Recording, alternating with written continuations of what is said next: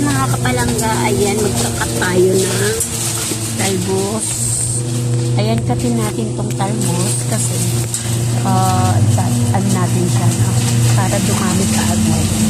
So, ikakat natin siya para makakuha tayo ng ipopropagate natin, no? So, tatanim natin siya, no? Ang gagawin ko, mga kapalangga, paugatin ko muna siya sa isang bowl, no? Sa kung saan pwede siyang ugat. So, let's go mga kapalangga. Samahan nyo ako mag-cut itong aking pinanim na talbos, no?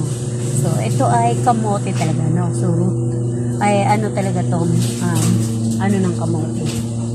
So, ayan. Kakatin natin dito sa gitna. Kasi, kailangan natin makakuha ng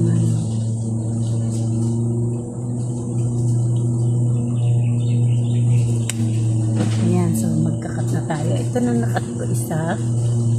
So, magkakat lang tayo siguro ng mga isa na to nakuha ko, no? So, ayan, pinat ko na.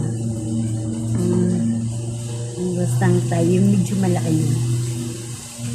Kasi para maparami natin kaagad. At yung talbos para makakain na agad tayo ng talbos. Sa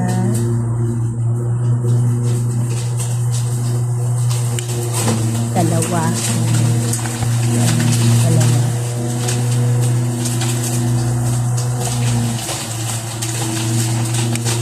Tatlo. So, tatlo. Apat na.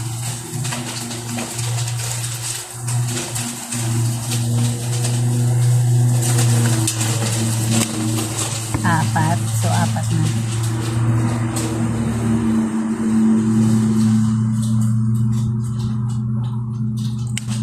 Lima. So, lima na. Anim. So, six. 6 cutting na yung nagawa. 6.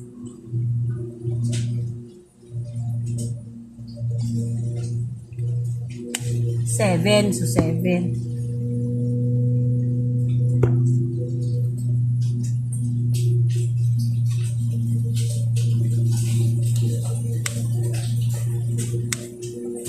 So, 8 cutting. 8 yung ano natin.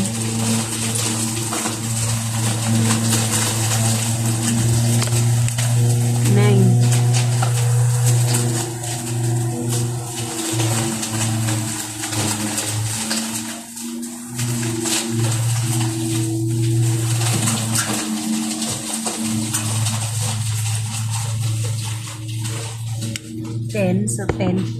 10 yung lakat natin mga kapalangga, no? Ayan. So, ang gagawin natin dito mga kapalangga, tatanim na natin siya. Tatanim ko na siya mga kapalangga sa isang, sa ibang, hindi, patutumuin ko muna pala. Ilagyan ko muna siya ng water para siya magkaroon ng ugat. So, tininakat natin. Tininakat natin mga kapalangga. So, 10 pieces siya. So, ang gagawin natin mga kapalangga, paugatin natin siya sa isang bowl na kung saan